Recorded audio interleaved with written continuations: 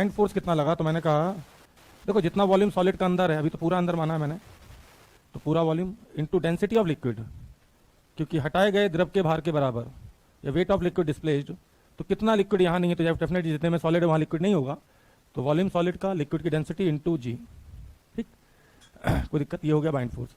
अब कोई कहे कि साहब हमें टेंशन निकालनी है, टेंशन तो कैसे निकालें, या फिर मान लो यहाँ पे एक स्प्रिंग लगा दी और किसी ने कहा स्प्रिंग बैलेंस की रीडिंग बता दो, तो हम एनएलएम में भी पढ़ चुके हैं कि स्प्रिंग बैलेंस की रीडिंग कुछ नहीं होती, टेंशन ही होती है। ठीक, कोई दिक्कत इतने में। तो यहाँ पे जैसे लिफ्ट में एम इंटू जी इफेक्टिव होता था, लिफ्ट ऊपर जाती तो जी प्लस से नीचे गई, तो ऐसे मैं यहाँ पे जी इफेक्टिव ड्राइव कर देता हूँ, तो तुम्हें बार बार बाइंड फोर्स और एम जी का हिसाब किताब नहीं करना, आपको टेंशन लिखनी है एम इंटू जी इफेक्टिव। कहने का मतलब है कि टी बराबर, वैसे तो हमें दिख रहा है m g minus f b bind force, लेकिन मैं कहूँगा कि टी को मैं लिख देता हूँ एम इंटू जी इफेक्टिव। कहने मतलब पूरी फिजिक्स में कहीं पे भी अब अगर हमें पानी में कोई चीज़ डाली गई, पानी में एम से डिवाइड कर दिया, तो ये एम से तो एम कट जाएगा और यहाँ पे एम डिवाइड में आ जाएगा। बाइंड फोर्स कितना, वॉल्यूम इंटू जी, और डिवाइडेड बाई मास लिखें तो मास में सॉलिड का पूरा volume into density of solid. Volume से वॉल्यूम कट जाएगा, तो यहाँ से देखें तो जी इफेक्टिव आएगा g into 1 minus rho L by rho S. ठीक, पूरी फिजिक्स में जैसे एनएलएम का सवाल था, M2 एक तरफ M1 एक तरफ, और मैं कहूँ उसी एनएलएम के सवाल को मैं पानी में कराना चाहता हूँ, साहब टेंशन निकालें, एस्लेशन निकालें, तो कुछ मत करिएगा। जहाँ जहाँ mg लिखा था ना, m2g minus m1g divided by m1 plus m2, तो वहाँ पे क्या लिख देंगे m2 minus m1 into g effective divided by m1 plus m2। कहने का मतलब अगर मैं इसी पानी में ना डाल के लिफ्ट में ऊपर की तरफ ले जाता तो क्या लिखते m2 minus m1 divided by m1 plus m2 into g effective, g effective value हो जाती g प्लस a। कोई दिक्कत, तो कहने का मतलब अगर कभी भी कोई चीज़ पानी में डाली जाएगी और पूरी डूबी हुई है, अब कई बार लोग भूल जाते हैं कि सर इसमें कौन सी डेंसिटी ऊपर कौन सी नीचे, तो बता दूं जो छोटी डेंसिटी होगी वो ऊपर आएगी और जो बड़ी डेंसिटी है वो, क्योंकि अगर ऐसा नहीं हुआ तो फिर आंसर माइनस में आने लगेगा, ग्रेविटी इफेक्टिव 9 माइनस में तो हो नहीं सकती, तो ऐसे भी याद रख सकते हैं। कहने मतलब अगर मैं सॉलिड की डेंसिटी, लिक्विड की डेंसिटी ले लूँ, मान लो 0.8 ग्राम पर सीसी, इसका यूज इलेक्ट्रोस्टेट में भी होता है, हर जगह होता है, वेव में भी होता है, और इसके ले लूँ 1.6 ग्राम पर सीसी, तो जी इफेक्टिव आ जाएगा 1/2 g/2। कितना आ जाएगा, कैसे पता, ऐसे पता कि साहब जब डिवाइड करेंगे ना तो 1/2 आएगा। कैसे पता, 0.8 अपन 1.6 करेंगे तो 1/2, तो जी की जगह है g/2 लग जाएगा। कोई दिक्कत, अब कोई मत पूछना 1/2 कैसा है, फिर से रिपीट करो, 0.8 अपन 1.6 करेंगे तो 8 दूनी 16, 1/2 आएगा, 1 माइनस 1/2 क्या, तो 1/2, तो जी इफेक्टिव आ जाएगा सीधे g/2। कोई दिक्कत,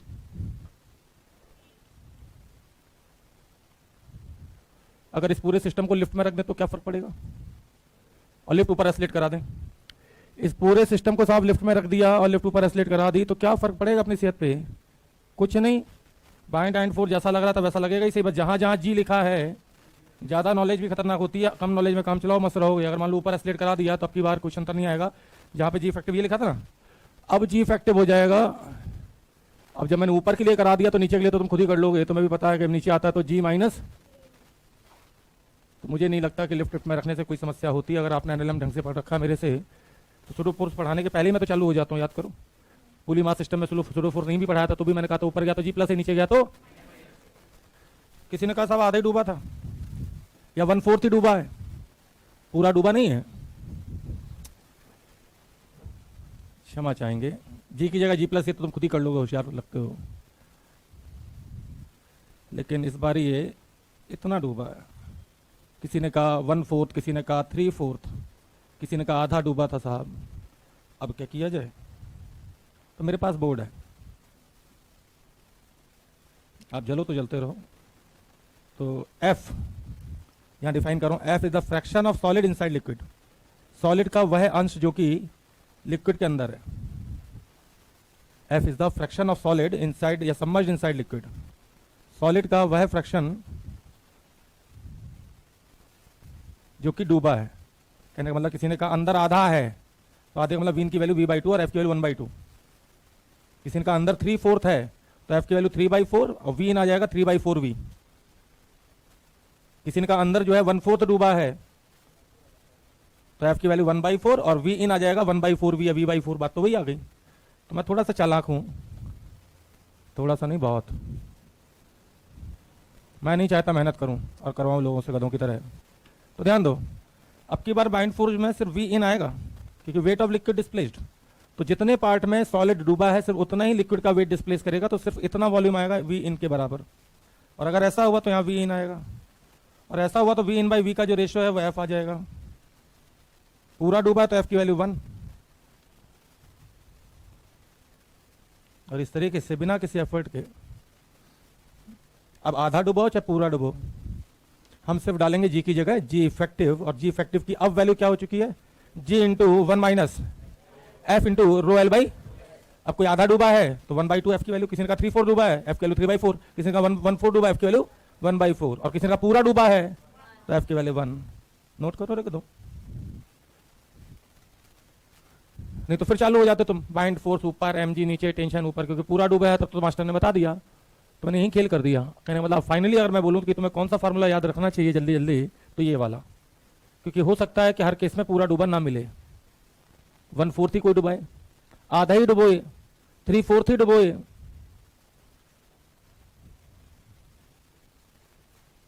यानी मतलब जो पिछले 15 मिनट से मैं पढ़ा रहा हूं ना, उसका निचोड़ ये है।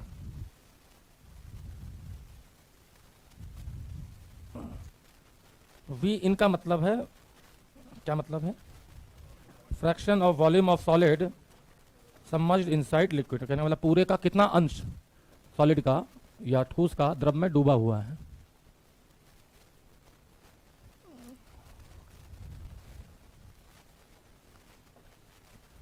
केस नंबर 4,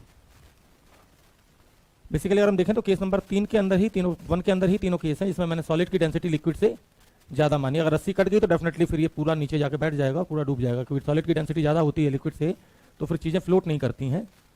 ठीक, तो चीजें फ्लोट नहीं करती, क्या करती हैं, सिंक कर जाती हैं अगर रस्सी से नहीं बांधी तो। ठीक, कोई दिक्कत, तो सिंक करने वाली कंडीशन क्या होगी फिर, केस नंबर 4। अगर मैं ये मान लेता हूं कि यहां पे डेंसिटी ऑफ सॉलिड कम है या इक्वल है, जस्ट इक्वल है लिक्विड के, तो फिर फ्लोटिंग कंडीशन बनती है, या इसका अपोजिट हुआ तो भी बनेगी। ठीक, तो फ्लोटिंग कंडीशन बनेगी। फ्लोटिंग कंडीशन का मतलब है कि तब ये तैर रहा होगा। ये फिर से कंटेनर तैयार, और ये कोई आड़ी तिरछी मैंने ले ली चीज, और मान लिया कि इतना वॉल्यूम अंदर है, ये सॉलिड है, कोई बर्फ का टुकड़ा हो, कुछ भी हो सकता है, लकड़ी हो सकती है, जो पानी के अंदर वॉल्यूम है लिक्विड के अंदर, उसको नाम दे दिया मैंने वी इन, और वी बोल दिया टोटल वॉल्यूम। वी को क्या बोल दिया, किसका, सॉलिड का। सिर्फ ऊपर वाला वॉल्यूम मत सोचना, टोटल वॉल्यूम ऑफ सॉलिड। और वी इन का मतलब तो मैं यहां पे लिख भी चुका हूं, volume inside solid, sorry volume of solid inside, volume of solid submerged inside liquid.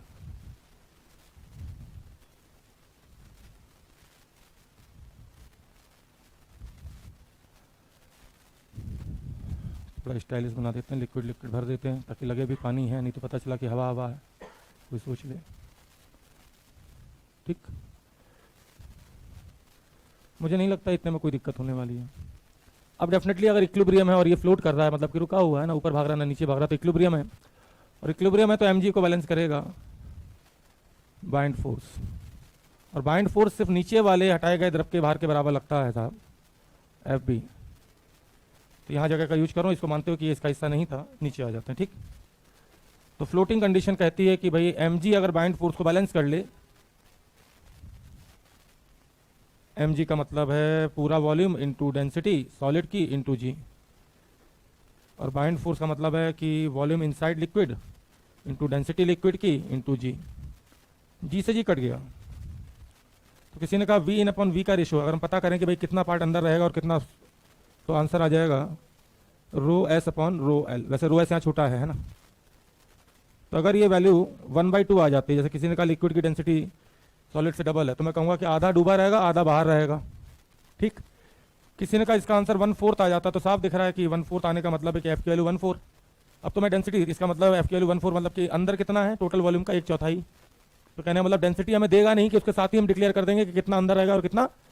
सही है, मान लो यहाँ पे डेंसिटी रो एस दे दी, रो सॉलिड की डेंसिटी रो दे दी कुछ भी, और लिक्विड की डेंसिटी दे दी 2 रो, तो इसका मतलब है, जल्दी बोलो, आधा अंदर आधा। सही है, किसी ने कहा नहीं नहीं साहब हम तो सॉलिड की डेंसिटी रो देंगे और लिक्विड के देंगे 4 रो। अब एक चौथाई अंदर है। कैसे पता?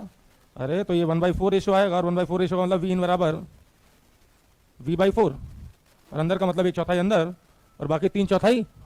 अगर ये आंसर ये 1/4 की जगह 3 रो इसको 4 रो कर देते तो 3/4 अंदर और 1/4।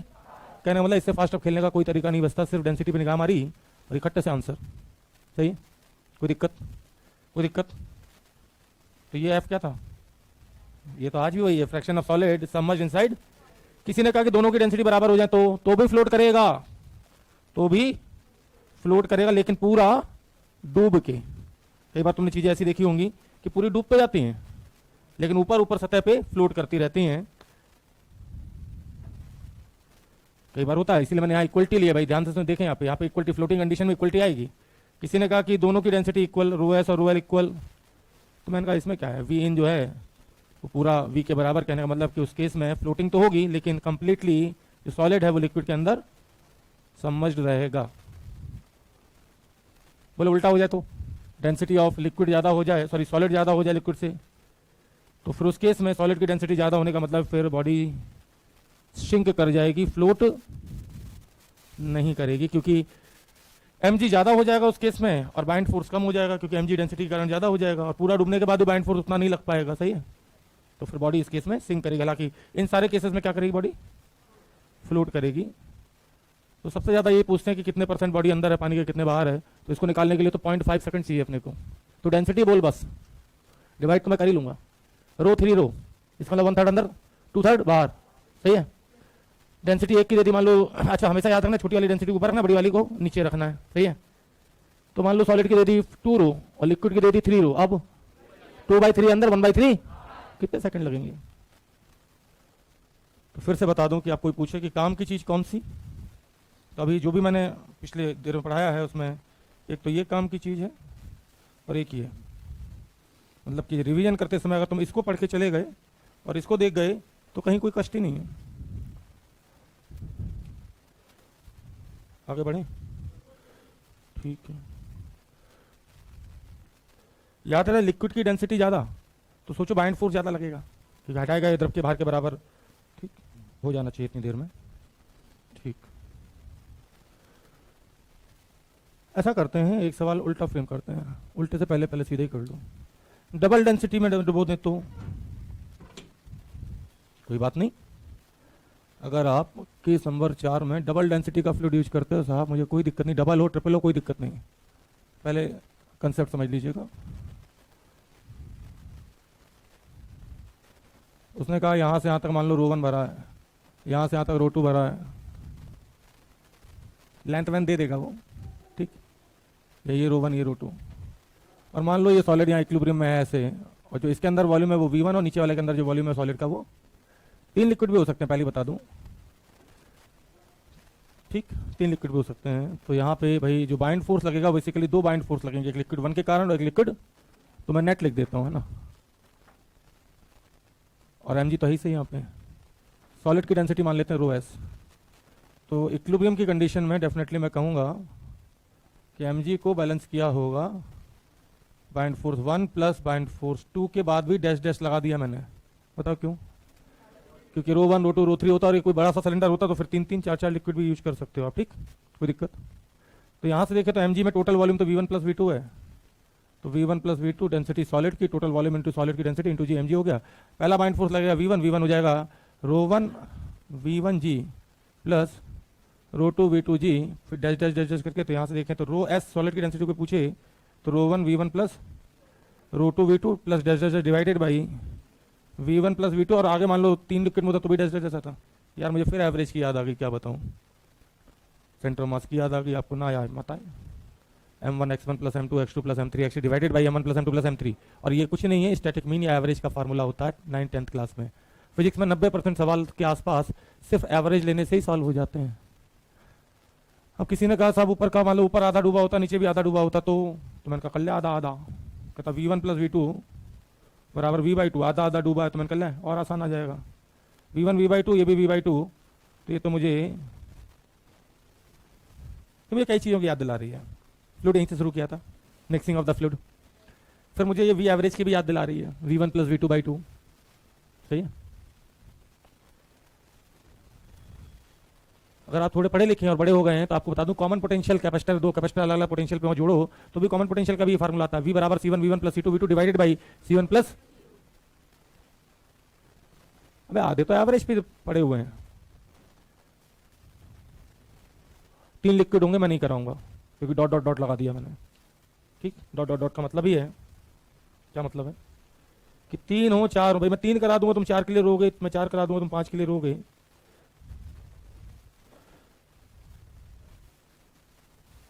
किसी ने कहा कि सर जी सवाल, मैंने कहा लो सवाल ये हो गया। बोले आधा रो में डूबा है, आधा 2 रो में डूबा है। जाहिर सी बात है हैवी डेंसिटी का फ्लूइड नीचे रहता साहब, इतना तो सबको पता होगा। ये सॉलिड है गेंद, आधी आधी डूबी है, नीचे वाला डेंसिटी 2 रो की, ऊपर वाली रो की। कहता है सॉलिड की डेंसिटी बताए दो। मैंने कहा जी पेपर घंटू आदमी है, सामने फार्मूला लिखा हुआ पूरा, कितना आएगा हमें, तो हमें 3 रो बाई 2 कितना, क्या इसके लिए भी बुद्धि चाहिए? रो 1 प्लस रो 2 बाई 2 कर रहे हैं, मतलब कि वी एवरेज ही तो ले रहे हैं, तो रो और 2 रो के ठीक बीच में क्या आता है? तो अकल कहाँ लगानी है? अगर अकल लगानी है तो फिर ऐसे लिख लो, डेंसिटी ऑफ सॉलिड बराबर rho 1 rho into V by 2 plus 2 rho into V by 2 divided by V by 2 plus V by 2 V. तो ये जबरदस्ती का लिखना है बेसिकली मेरे लिए तो। ठीक, 3 लिक्विड में डूबा होता तो भी कोई फर्क नहीं पड़ रहा अपनी सेहत पे, सही है? याद रखिएगा, 3 लिक्विड में डूबा होगा तो भी अपनी सेहत पे कोई फर्क नहीं पड़ेगा। 3 में डूबो 4 में डूबो, तुम्हारी मर्जी पड़े उतने में डूबो, क्योंकि मैंने तो यहाँ डैश डैश डैश लगा रखा। आगे बढ़ते जाना खुद से। सवाल लिखें, find tension in the string और spring in equilibrium. Find tension in the string, रस्सी होती तो भी वही टेंशन आती, स्प्रिंग बोले तो भी वही टेंशन आई। Find tension in the string और spring in equilibrium. Find tension in the string और स्प्रिंग इन इक्विलिब्रियम। हाँ, ये एक गोला ये है, थोड़ा सा ये और लंबा बनाना पड़ेगा। Find tension in the string और स्प्रिंग इन इक्विलिब्रियम। ठीक, रस्सी बोलो या स्ट्रिंग बोलो या स्प्रिंग बोलो, मुझे कोई फर्क नहीं पड़ता साहब। अब टेंशन क्यों आएगी उसका कारण बताते हैं यहाँ पे। बेसिकली लिक्विड की डेंसिटी है 2 रो और ऊपर वाले की डेंसिटी है रो वॉल्यूम वी, जबकि नीचे वाले की डेंसिटी है 3 रो और वॉल्यूम वी। तो नीचे वाला हैवी है, तो नीचे वाला नीचे जाना चाहता, 3 रो 2 रो से ज्यादा होता तो डूबना चाहेगा। लेकिन इसके विपरीत जो रो है वो 2 रो से कम है, तो ये ऊपर जाना चाहेगा क्योंकि ये इसकी डेंसिटी सॉलिड से कम है। तो सोचो एक चीज ऊपर जाना चाह रही है, एक चीज नीचे जाना चाह रही है और बीच में रस्सी बंधी है, तो 100% रस्सी में टेंशन तो आएगी आएगी। एडवांस वालों ने यहाँ स्प्रिंग लगा दी थी, कोई बड़ा काम नहीं किया था, बात वही है। ठीक, टेंशन इन द स्प्रिंग या रस्सी, बात एक की, मैं एनएलएम सबको पढ़ा चुका हूँ। तो जब भी स्प्रिंग दिखे तो उसको रस्सी में कन्वर्ट करके हम टेंशन निकाल सकते हैं। तो इसमें टेंशन नीचे और इसमें ऊपर, हालांकि इक्विलिब्रियम में अभी भी, अगर आप ध्यान से देखें, क्योंकि अगर दोनों का mg में लिखूं, दोनों का m1g प्लस m2g और दोनों का बाइंड फोर्स लिखूं तो ठीक है इक्वल आ रहा है। कैसे पता? m1g प्लस m2g बराबर आएगा fv1 प्लस fv2। ठीक,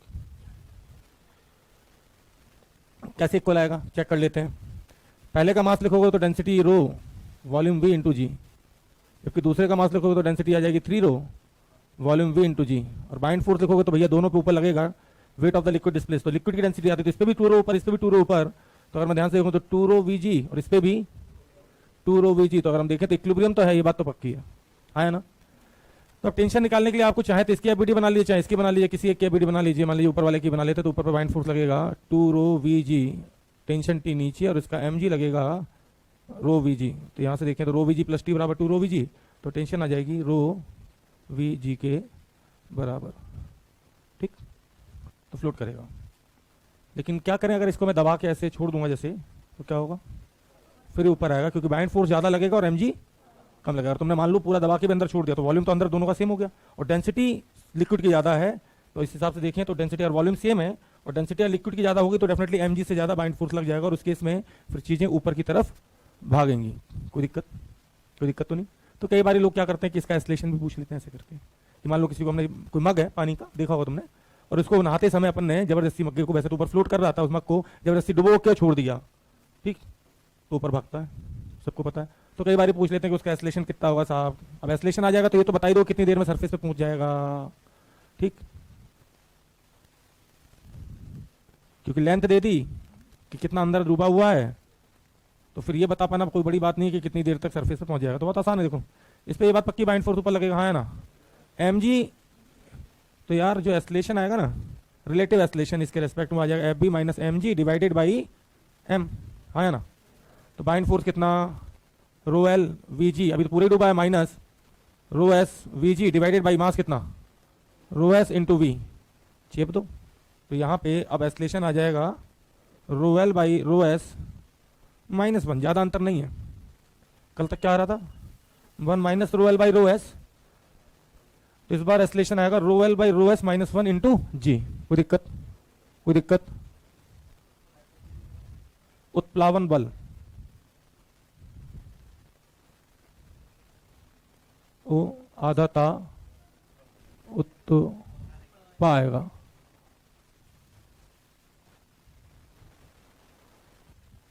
लीजिए साहब देख के लिख लीजिए, हो सकता है हिंदी भी ना आती हो तुम्हें।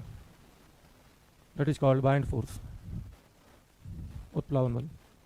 अब कोई नहीं कहेगा कि साहब एक बार एस्लेशन आ गया तो फिर ऊपर तक पहुंचने में हम टाइम कैसे निकालें, एल बराबर half A T square, time हम निकला है। कोई पूछे ऊपर तक पहुंचने में स्पीड कितनी होगी पहुंचते पहुंचते, तो वी स्क्वायर बराबर 0 का square plus twice c s. कई बार पूछ लेते हैं कि तो डुबो के एक बॉल को लेक में डुबो के छोड़ दिया गया, तो बताओ ऊपर कितनी स्पीड से निकलेगी, ऐसे करके सवाल मिल जाते हैं। तो काफ़ी आसान सवाल है। कहते हैं कि साहब एक कंटेनर है और यहाँ पे सॉलिड की डेंसिटी लिक्विड से कम है, ये गिवन है। तो साहब इसमें इस बलून को मैंने ऐसे रख दिया और बलून ऊपर भाग रहा था, तो नीचे रस्सी लगा दी मैंने। बलून मान लो कोई बॉडी मान लो जिसकी डेंसिटी लिक्विड से कम है, तो इसमें टेंशन कितनी आएगी। हाँ, लिक्विड की डेंसिटी दे देगा वो तुम्हें, कुछ 2 रो 3 रो जो भी देनी हो। मैं रो एल ले ले रहा हूँ, इसकी ले ले रहा हूँ रो एस। तो टेंशन बतानी है, टेंशन आएगी 100%, क्योंकि अब ये बलून जो है या फिर जो भी सॉलिड है, चूंकि उसकी डेंसिटी कम है, तो नीचे जैसे ही दबा के छोड़ोगे तो ऊपर भागना चाहेगा, और ऊपर भागने से रोकने के लिए तुमने क्या किया, रस्सी लगा दी। तो रस्सी डेफिनेटली टेंशन आएगी, सही। तो चलो मैं निकाल लेता हूँ। एम जी नीचे, बाइंड फोर्स ऊपर है ना, एम जी नीचे और बाइंड फोर्स ऊपर है। और चूंकि बाइंड फोर्स बड़ा है, मुझे अच्छे से पता है क्योंकि लिक्विड की डेंसिटी मैंने ज़्यादा दे रखी है, तो f b plus f b बराबर एम जी प्लस टी। तो कल तक जो टी बराबर आता था m g minus f b ना, अब आ रहा है एफ बी माइनस, देखो गौर से, टी बराबर। अभी तक मैंने ये बोर्ड इसीलिए नहीं मिटाला था, मैं चाहता तो इधर मिटा, मैंने इस पर भी मार दिया था पानी का, फिर मैं रुक गया। कल तक क्या आ रहा था, टी बराबर, लेकिन टेंशन ऊपर लगता था, अब टेंशन किधर लग रहा है, नीचे। तब बड़े में से माइनस करना है छोटे को, कुल मिला के बात इतनी सी है। क्योंकि कल तक एम जी बड़ा था, बाइंड फोर्स कम था। क्यों कम था, क्योंकि सॉलिड की डेंसिटी ज्यादा थी लिक्विड की। अब सिचुएशन ठीक रिवर्स, अब क्या है, सॉलिड की कम हो गई डेंसिटी और लिक्विड की, तो इस केस में बाइंड फोर्स ज्यादा हो जाएगा और एम जी, तो फिर नेट फोर्स ऊपर आएगा, तो उसको रोकने के लिए रस्सी में टेंशन लगेगी नीचे, कोई दिक्कत। तो कल तक हम लिखते थे टी बराबर f b minus m g, आज क्या लिखेंगे, sorry m g minus f b, तो आज क्या लिखेंगे, एफ बी माइनस, तो सीधे यहाँ से टी आ जाएगा, वॉल्यूम ऑफ, वॉल्यूम तो दोनों का सेम होगा, into rho L into g minus V S rho V into rho S into g. तो हो जाएगा वी आ जाएगा यहाँ rho L minus rho S into g. तो टेंशन नेगेटिव तो आ नहीं सकती, तो हमेशा दिमाग में एक चीज़ रखनी, पता क्या, कि बड़ी डेंसिटी में से छोटी माइनस करनी है। जैसे यहाँ टेंशन नेगेटिव नहीं आ सकती, तो तुम भूल जाओ कि रो एल पढ़ाया था सर ने, कि रो एस पढ़ाया था, पता नहीं ऊपर रो एल था कि नीचे रो एस था। तो हमेशा एक चीज़ याद रखनी, टेंशन नेगेटिव तो आएगी नहीं, तो इसका मतलब ये क्वांटिटी 1 से छोटी होनी चाहिए, और 1 से छोटी होनी चाहिए, इसका मतलब छोटी डेंसिटी ऊपर, बड़ी नीचे। सही। सवाल यहाँ से शुरू होता है, सवाल यहाँ से शुरू होता है। कहते हैं कि अगर इस सिस्टम को ऊपर की तरफ एस्लेट कर दिया जाए, तो नई टेंशन जो आएगी वो पहले से ज़्यादा आएगी, कम आएगी, ज़्यादा आएगी। ठीक, क्योंकि जो बिल्कुल फिजिक्स नहीं जानते वो सब सही आंसर देंगे। जिन्हें फिजिक्स का अनुभव है वो क्या कहेंगे, जैसे ऊपर एस्लेट किया तो एम ए भी नीचे लगेगा, और एम ए नीचे लगेगा तो टेंशन घटेगी। लेकिन वो ये भूल जाते हैं कि बाइंड फोर्स भी तो शुरू का असर पड़ेगा, क्योंकि जी तो यहाँ पे भी लगा है। ठीक, तो बेसिकली जिनको फिजिक्स आती है वो सब यहाँ गलत कर देते हैं। वो कैसे सोचते हैं, उनके सामने फार्मूला तो होता नहीं है। वो कहते हैं कि एक ऐसा सिस्टम, उसको अगर हम ऊपर एस्लेट करें तो इनिशियल टेंशन और फाइनल टेंशन बताओ कौन सी बड़ी। ठीक, तो वो कैसे सोचते हैं कि ऊपर एस्लेशन दिया ए, तो एम ए कितना लगेगा नीचे, और नीचे लगेगा तो समझ रहे हो, तो टेंशन को क्या करेगा, कम करेगा। लेकिन वो ये भूल जाते हैं कि उसी एम ए का इफेक्ट बाइंड फोर्स पे भी पड़ता है, क्योंकि जी जिसके साथ होगी उसके साथ जी प्लस ए लगाना है। सही है। तो कुल मिला के अगर मैं सिस्टम को अब ऊपर की तरफ एस्लेट कर दूं, तो नई टेंशन इसमें मान लेते हैं कुछ टी डैश, तो टी डैश हो जाए। और जिन्हें फिजिक्स बिल्कुल नहीं आती, जो रट्टा मार के बैठे हैं कि साहब ऊपर जाएगा, तुम तो एक ही चीज जानते हैं, जी की जगह। तो कई बार लोग रेशियो पूछ लेते हैं दोनों टेंशन का, इनिशियल टेंशन और फाइनल टेंशन का रेशियो बता दो, तो simply it's g plus a upon g 1 plus a by g. तो आप चाहें तो लिख सकते हैं, मैंने यहाँ नहीं लिखा कि if in previous case if whole system is accelerated upward by acceleration A, if in previous case, पहले ये लिख दें, ये लिख दें, ठीक। फिर लिखना है जैसे बुक में लिखते हैं कि इफ इन प्रीवियस केस, कहने मतलब टी डैश या एस्लेशन ए ऊपर देने से पहले लिखना है कि if in previous case if whole system, डब्ल्यू एच वैली, कुछ लोग एच वैली लिख लेते हैं होल को, ठीक। If in previous case if whole system is oscillated upwards by oscillation A, then find new tension in the string. If in previous case if whole WHL if whole system accelerates upwards by oscillation A,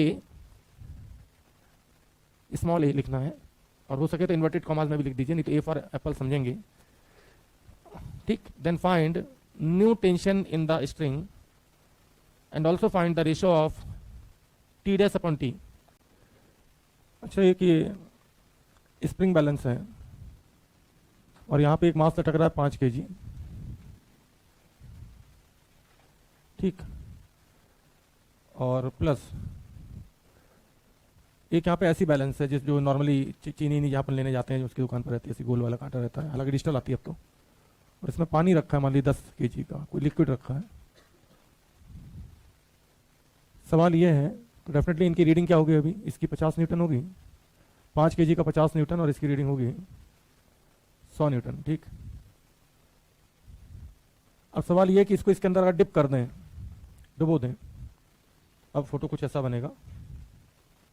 तो कहते हैं कि reading पे क्या प्रभाव पड़ेगा, किसकी घटेगी, किसकी बढ़ेगी और किसकी कांस्टेंट रहेगी।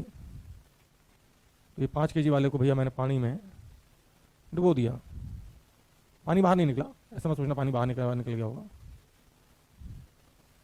तो अब आपको बताना है कि किसकी रीडिंग बढ़ेगी। मान लो इसकी रीडिंग मैंने S1 बोल दी और इसकी S2 बोल दी, पानी अभी भी 10 kg है।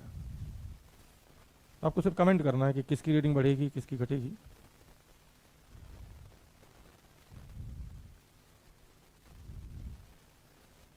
हाँ, S1 तो कम होगा, ये बात हम सबको पता है। बढ़ेगा S2, बढ़ेगा, क्यों? बाइंड फोर्स तो सिर्फ इस पे लगा ना साहब। ये बात सच है कि चूंकि ब्लॉक अपना ये पूरा फोकस होता है जब एबीडी बनाते हैं सिर्फ ब्लॉक पे बनाते हैं, लेकिन एक्शन रिएक्शन कभी नहीं भूलना चाहिए। आपको बता दें कि जितना बाइंड फोर्स ब्लॉक पे ऊपर लगता है ना, उतने ही ब्लॉक भी बाइंड फोर्स लिक्विड पे नीचे लगाता है। कोई दिक्कत? समझिएगा बात को, हम सिर्फ ब्लॉक की बात करते हैं इसलिए।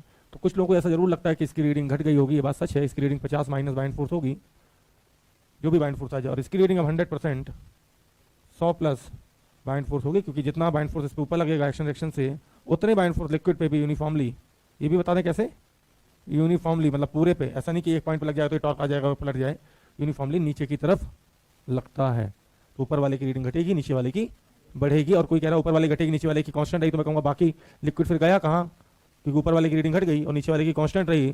तो जो रीडिंग पहले मिला के 100 प्लस 50 150 न्यूटन आ रही थी, अब उससे कम आ गई, तो बाकी पानी कहाँ गया, बाकी वेट कहाँ गया। सही। तो आपको बता दें कि जितना बाइंड फोर्स लिक्विड द्वारा सॉलिड पे ऊपर की तरफ लगाया जाता है एक्शन रिएक्शन से, उतने ही बाइंड फोर्स सॉलिड भी लिक्विड पे नीचे की तरफ लगाएगा। ठीक। तो बोले आज से पहले क्यों नहीं बताया? तो आज से पहले इसलिए नहीं बताया क्योंकि अभी तक हम जो भी एबीडी ड्रॉ कर रहे थे वो सिर्फ किसकी ड्रॉ कर रहे थे, ब्लॉक की। लिक्विड की कभी हमने एबीडी ड्रॉ ही नहीं की। ठीक। तो काफी कॉमन सा सवाल है ये। शार्प एज है, शार्प एज मतलब बिल्कुल पॉइंटेड एज, और उस पर एक टब जैसे तैसे रुका हुआ है। कोई टब है पानी का, मान लीजिए, रिलायबल में ऑटोमेटिकली मिल जाएगा वो सवाल। शार्प एज और ये टब जैसे तैसे रुका हुआ है। जाहिर सी बात है कि ये एज बिल्कुल सेंटर से पास हो रही है, तो सेंटर मास पूरा एमजी यहीं से जा रहा होगा, तो इसलिए रुका होगा भाई। टॉर्क नहीं लग पा रहा होगा क्योंकि इधर एमजी ज्यादा होगा तो इधर पलट जाता, इधर एमजी ज्यादा होता तो इधर पलट जाता। ठीक। इक्विलिब्रियम में जैसे तैसे रुका हुआ, इक्विलिब्रियम में। तो कहते हैं अगर इसमें कोई मास डालूं, इधर से कोई मास डाला एम, अब ये नहीं पता कि फ्लोट करेगा कि सिंक करेगा। तो कहते हैं कि यार सिंक कर जाइए, तो क्या ये इक्विलिब्रियम में रहेगा, या फ्लोट करे तो क्या इक्विलिब्रियम रहेगा, क्या इनके फ्लोट करने या सिंक करने से कोई फर्क पड़ता है? तो पड़ता है। यहाँ पे एक चीज बता दें कि अगर ये बॉडी सिंक कर गई तो सीधे यहाँ बैठेगी, और बैठने का मतलब सीधे यहाँ फोर्स लगाएगी, ठीक। तो ये बात पक्की है कि अगर ये मास m सिंक किया तो इक्विलिब्रियम नहीं रहेगा। तो कहते हैं कि अगर फ्लोट किया तो क्यों इक्विलिब्रियम रहेगा, तो मैं बता दूं आपको, ध्यान दीजिएगा कि अगर फ्लोट किया तो ये बात सही है कि इस पे बाइंड फोर्स ऊपर लगेगा। तो मुझे ये बता दो कि इस सॉलिड ने लिक्विड का कौन सा भाग हटाया? हाँ, ये बता पाना मुश्किल है, पूरा नहीं। ये कोई नहीं बता सकता कि 1 लीटर, एक बड़े से कंटेनर 5 लीटर पानी था, तुमने ग्लास डाला और पानी निकाल लिया, तो कौन सा पानी? क्योंकि उसकी जगह तो दूसरे ने स्पेस में फिल कर दी। तो यही वजह है कि जब इस पे बाइंड फोर्स ऊपर लगता है ना, तो इस पूरे लिक्विड पे बाइंड फोर्स लगता तो नीचे, लेकिन यूनिफॉर्मली डिस्ट्रीब्यूटेड होता है साहब। कैसे होता है? और अगर यूनिफॉर्मली डिस्ट्रीब्यूट हुआ तो डेफिनेटली इस बाइंड फोर्स का जो नेट टॉर्क होगा, जितना इधर उतना इधर, तो फिर उस केस में अगर m फ्लोट कर गया, अगर m फ्लोट कर गया तो क्या कहोगे कि ये कंटेनर अभी भी इक्विलिब्रियम में रहेगा, क्योंकि जो बाइंड फोर्स होता है वो इक्वली डिस्ट्रीब्यूट होता है थ्रू आउट द लिक्विड। कोई दिक्कत? ऐसा नहीं है कि जब ये डूबा तो इसमें बाइंड फोर्स नहीं लगा, तब भी लगा, ठीक। लेकिन चूंकि mg पूरा एक फोकस पे कंसंट्रेट हो जाएगा एक पॉइंट पे, तो ये क्लॉकवाइज पलट जाएगा। लेकिन अगर m सिंक नहीं किया, फ्लोट कर गया, तो इक्विलिब्रियम रहेगा, क्योंकि जितना बाइंड फोर्स ऊपर लगा एक्शन रिएक्शन से, उतने बाइंड फोर्स लिक्विड पे नीचे लगेगा, और वो bind force uniformly through out the liquid distribute हो जाता है। कोई दिक्कत? कोई कंसेप्ट नहीं है, लेकिन ऐसे सवाल अगर पेपर में आ जाएं और हमसे गलत हो जाएं, जैसे ये पहला वाला है, ये दूसरा है, अगर ऐसे पेपर में आ जाएं और हम किसी कारण से गलत कर दें तो बड़ा दुख होता है कि साहब हमें ये भी नहीं पता था बाइंड फोर्स, ये तो पता तो लगता है ऊपर, इक्वल अपोजिट नीचे लगता है। और ये वजह तुम अगर ध्यान से देखो तो मैंने यहाँ एक एरो नहीं लगाया नीचे वाले पे, गौर से देखो इस फोटो को। मैंने बाइंड फोर्स इसके लिए तो एक एरो लगाया, इसके सेंटर मास ऊपर लग गया, लेकिन इसके लिए मैंने एक एरो नहीं लगाया। कितने लगाए? बहुत सारे। और ये एरो ये बता रहे हैं कि जो लिक्विड पे बाइंड फोर्स लगा वो uniformly entire liquid equally uniformly distribute हुआ होगा। यूनिफॉर्मली मतलब एक समान रूप से। अब यहाँ पे एक चीज रह जाती है कि भाई इक्विलिब्रियम, फ्लूइड में इक्विलिब्रियम, तो तुमने देखा होगा पानी का जो जहाज होता है वो, उसका इक्विलिब्रियम स्टेबल होता है, आसानी से नहीं पलट सकता, ठीक। क्योंकि अगर ऐसा होता तो पानी में गया और भैया 2 लहरें आई और लहर भड़ाक पलट गया, सारे निपट गए। तो उसको बनाते समय उसके बेस में आयरन भरा जाता है, नीचे लकड़ी, जहाज, फिर आयरन भरने के बाद एक और लेयर लकड़ी की, ठीक। चलो आपने वो नहीं देखा, मान लिया पानी का जहाज हम बनाने नहीं गए थे। हमने एक छोटा सा टॉय देखा जो कि रोड पे नयापुरा से आगे बढ़ेंगे तो लोग रख के बेचते हैं, जिसपे कितनी भी तेज घुसा मारोगे वो गिरेगा तो सही, सबने देखा होगा, लेकिन उठ के वापस आ जाता है। उस पर लिखा भी होता है, कहीं डोरेमोन बना होता है, कभी कोई ड्रैगन टाइप का बना होता है, उसका नाम होता है हिट मी, ठीक। मेड इन चाइना होता है। अगर उसको आप गौर से देखें तो ऊपर तो एयर होती है, लेकिन नीचे बालू भरी होती है, नीचे बालू भरी होती है, ठीक। कहने का साफ मतलब है कि जिस केस में सेंटर ऑफ मास जितना ज्यादा नीचे होगा वो चीज उतनी ज्यादा स्टेबल होगी। जैसे खली है, गिराना बहुत आसान है और यही करते भी हैं लोग, क्योंकि अपर बॉडी बहुत हैवी है और लोअर बॉडी पे जान ही नहीं है, या यूं कहें कि तो ओवरऑल सेंटर ऑफ ग्रेविटी ऊपर है। जैसे कोई ट्रक है और ट्रक हैवली लोडेड है, काफी ऊपर तक लोड कर दिया जाता है, तो ऐसे ट्रकों का पलटने का चांस बहुत ज्यादा हो जाता है, क्योंकि ओवरऑल सेंटर ऑफ मास ऊपर हो जाएगा तो पलटेगी आसान से। फार्मूला 1 की गाड़ी वो चाहे तो हाइटेड भी बना सकते हैं, लेकिन बिल्कुल जमीन पर सटा के इसलिए बनाई जाती है कि जब हैवी स्पीड में चले तो सेंटर ऑफ ग्रेविटी पे टॉर्क ना लगे। तो मैं बस एक चीज पूछना चाहूंगा कि इन दो फोटो बनाऊंगा आपके सामने, कौन सा स्टेबल इक्विलिब्रियम होगा और कौन सा जो आसानी से पलट जाए लौट के वापस ना आए वो अनस्टेबल इक्विलिब्रियम, और जो पलटे ही ना हल्के फुल्के गोते के बाद भी सीधा खड़ा रहे वो स्टेबल। उन्होंने क्या किया साहब कि ऐसे 2 फोटो दे रखे हैं और वहां पूछा गया बकायदा कि कौन सा स्टेबल इक्विलिब्रियम कौन सा अनस्टेबल। एक तो ये है जिसमें लोहा नीचे लगा है, लोहे की डेंसिटी ज्यादा होती है, सबको पता है। और दूसरा ये है जिसमें लोहा ऊपर लगा दिया साहब आयरन ऊपर है। तो कौन सा इक्विलिब्रियम है? पहला स्टेबल, क्योंकि ओवरऑल सेंटर ऑफ ग्रेविटी बहुत नीचे होगी तो इसको पलटने का चांस नहीं है, जबकि इस केस में सेंटर ऑफ ग्रेविटी ऊपर होगी तो ये आसानी से पलट जाएगा। तो पहला स्टेबल इक्विलिब्रियम, दूसरा अनस्टेबल इक्विलिब्रियम। तो ऐसे छोटे छोटे सवाल कई जगह किताबों में देखे हैं, नोट कर लीजिए फटाक से। पूरी फिजिक्स में पहली और आखिरी बार बोलूँ कि इसको याद रखना, मैं कभी नहीं बोलता कि किसी चीज को याद रखना, इवन फॉर्मूला ही क्यों ना उसका भी ट्रिक बना देता हूँ, क्योंकि इसको अगर हम सॉल्व करने बैठते हैं कई बारी तो मैंने ऐसा देखा है कि बच्चों को जैसे मैंने सिखाया था वैसा सॉल्व ना करके अपना घटिया दिमाग लगा के गलत करके चले जाते हैं। ऐसा मैंने देखा कि भाई, तो शुरू में मैं सॉल्व कराता था, अभी भी कुछ मास्टर सॉल्व कराते हैं, लेकिन मैं बोलता हूँ कि हमें तो सही आंसर से मतलब होना चाहिए। ऐसा मेथड डेवलप करना मुझे कि जिससे बच्चे का आंसर सही हो, भाड़ में गया नॉलेज। और पूरी नॉलेज देने के बाद भी कई बार आपने देखा, मैं फिर से ट्रिक पे आ जाता हूँ कि हाँ भाई, तो लोग पूछते हैं कि इसकी जो एच है ना पानी का, वो बढ़ेगा घटेगा ऐसे करके, ठीक। अब सवाल कैसे कैसे बनते हैं फर्जी टाइप के। पहला सवाल आईटी वालों ने बनाया था, इस ब्लॉक के ऊपर, लकड़ी के ब्लॉक के ऊपर रख दिया था कॉइन, क्या रख दिया था, और पूछा कि कॉइन अगर पानी में डाल दें तो पानी का लेवल ऊपर आएगा नीचे आएगा, ऐसे करके। पहले बता दूं, सृष्टि करो की कहानी नहीं है, क्योंकि उसमें पानी में जो पत्थर डाले जा रहे थे, तो बाहर से लाकर डाले जा रहे थे, जबकि ये पत्थर इसी पानी या इसी सिस्टम का हिस्सा है। तो यहाँ जो बचपन में तुमने कहानी पढ़ी थी, प्लीज उसको मत लगा दीजिएगा, प्यासा कौआ, नहीं तो तुम भी प्यासे, कौआ भी प्यासा, ठीक, ठीक है। हाँ, क्योंकि उसने जो पत्थर डाले थे, आपको बता दूं, पानी में बाहर से लाकर डाले थे, जबकि ये पत्थर पहले से ही पानी को दबा रहे हैं, ऊपर से वेट है तो पहले से ही पानी को दबा रखे हैं, ठीक। अब इसमें कैसे कैसे सवाल बनते हैं सुनिएगा। ये वुडन ब्लॉक भी हो सकता है, ये आइस क्यूब भी हो सकता है, ठीक। सवाल सुनिएगा, बहुत भयंकर वाले बन जाते हैं कि एक आइस क्यूब था, उसके अंदर एक पत्थर था और पानी में फ्लोट कर रहे थे, आइस क्यूब थोड़ी देर में मेल्ट हो गया और पत्थर तो सिंक हो जाएगा, तो बताओ पानी के लेवल का क्या होगा। पहला सवाल, अकल नहीं लगानी है, रटना नहीं है, ठीक।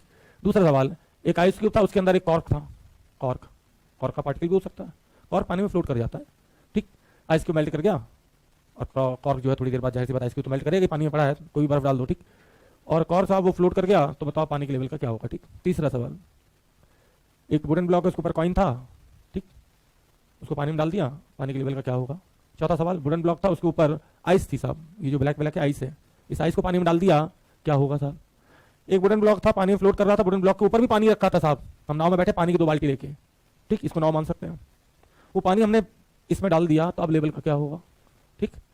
बनाने वाले तो यहाँ तक सवाल बना डालते हैं कि साहब एक नाव था, नाव के ऊपर हाथी बैठा हुआ था, हाथी जो है, सुनिए सुनिए सुनिए बात समझिएगा, हाथी ने सूंड से 4 लीटर पानी या 50 लीटर पानी पी लिया, पीने के बाद पेट पे आ गया हाथी नाव के ऊपर, तो अब नदी के लेवल का क्या होगा। मैंने ये मानते हो कि नदी या तालाब का लेवल पे इफेक्ट पड़ेगा, है ना। इन सारे सवालों का एक ही जवाब है मेरे पास, सिर्फ एक, ऊपर वाली चीज चाहे हैवी हो या लाइट हो, डेंसिटी उसकी ज्यादा हो या कम हो, जब तक इस ब्लॉक के ऊपर है तब तक वो फ्लोट कर रही है, सही है। जैसे अपनी डेंसिटी ज्यादा होती है, अपन नाव के ऊपर फ्लोट करके जाते हैं। अगर डालने पे ये सिंक कर जाए, सिंक, तो लेवल नीचे जाता है, और डालने पे चूंकि पहले भी फ्लोट ही कर रही थी और अभी भी फ्लोट कर जाए, मतलब सिंक का मतलब समझो, ये कॉइन होगा तो सिंक कर जाएगा, पत्थर होगा तो सिंक कर जाएगा, ठीक है ना, ठीक। आइस में आइस है अंदर, आइस के अंदर कॉर्क है, तो फ्लोट, आइस फ्लोट कर रही थी, कहने का मतलब किसी ने कहा एक पानी का, एक आइस का टुकड़ा है पानी में फ्लोट कर रहा है, ठीक। आइस मेल्ट करके बताओ पानी के लेवल क्या फर्क पड़ेगा। तो आपको आइस पहले भी पानी में फ्लोट कर रही थी और मेल्ट होने के बाद भी क्या कर रही है, पानी में फ्लोट ही तो कर रही है। तो अगर फ्लोट कर जाए तो एच चेंज नहीं होगा, खत्म कहानी एक ही बार में, कोई दिक्कत। पहले फ्लोट कर रही थी ऊपर, चाहे आयरन का टुकड़ा हो या पत्थर हो या कॉर्क हो, हाँ या ना, ठीक। और बाद में भी डालने पे फ्लोट ही कर गई तो लेवल पर कोई प्रभाव, और अगर सिंक कर गई तो लेवल कम हो जाएगा। मैं सिर्फ एच की बात कर रहा हूँ। जैसे बात इससे नीचे करोगे तो ये लेंथ ऊपर आएगी, हाँ या ना, ये लेंथ तो ऊपर आएगी, ये बात समझ में आ रही ना, ये लेंथ ये वाली, क्योंकि जितना ज्यादा ऊपर से वेट डालोगे उतना ज्यादा ये पानी के अंदर जाएगा, और तो इसको उठा के जब नीचे डालोगे तो ये लेंथ की कोई बात करें तो ऊपर जाएगी, वेट कम है तो, ठीक। लेकिन सिर्फ एच की बात करें तो सिंपल 2 चीजों में सारी कहानियां खत्म, ठीक। कहानियां खूब सारी बनती हैं, देयर इज आइस क्यूब, ठीक, is floating in the water, after some time ice cube becomes melt inside water, find the level of water increases or decreases remains constant। 4 option बना के सीधे, तो सीधी बात है, पहले भी फ्लोट कर रहा था बाद में फ्लोट किया, वही रहेगा। बोला आइस क्यूब के अंदर एक स्टोन फंसा था साहब, छोटा सा, तो आइस क्यूब फ्लोट करके, लेकिन जो स्टोन जो पहले फ्लोट कर रहा था वो तो सिंक कर गया ना, अब लेवल कम हो जाएगा।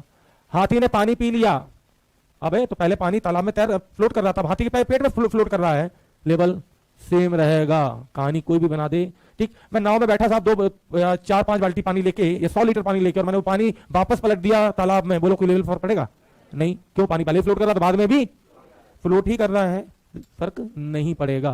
तो ऐसे हजारों सवालों का सिर्फ एक आंसर है, बहुत ब्रीफ में। मैंने नहीं बोला कि ये स्टोन है, मैंने नहीं बोला कि ये कोक है, मैंने सॉरी क्या बोलते हैं कॉर्क है, मैंने नहीं बोला कि ये कॉइन है, मैंने सिंपली मैंने नहीं बोला ये आइस क्यूब है, मैंने सिंपल ये बोला कि जो चीज पहले फ्लोट कर रही थी अगर सिंक कर गई तो लेवल कम, फ्लोट पहले कर रही थी बाद में फ्लोट की तो लेवल सेम। तो ऐसे खूब सारे सवाल लोग कराते हैं, कराए होंगे भी, पूरा लेक्चर खत्म कर डालते हैं, तो सिर्फ इसी में m s m mass of stone, s ले लिया, mass of ice m ice ले ली, फिर पूरा सॉल्व करते हैं। आखिरी में तुम्हें ऑब्जेक्टिव में सिर्फ रिजल्ट किसे मतलब है, और रिजल्ट भी इतना आसान है कि आप बिल्कुल आसानी से याद रख सकते हैं। पहले फ्लोट बाद में भी फ्लोट सेम, पहले फ्लोट कर रहा था बाद में सिंक कर गया, कम बढ़ने का तो सवाल ही नहीं है, ठीक।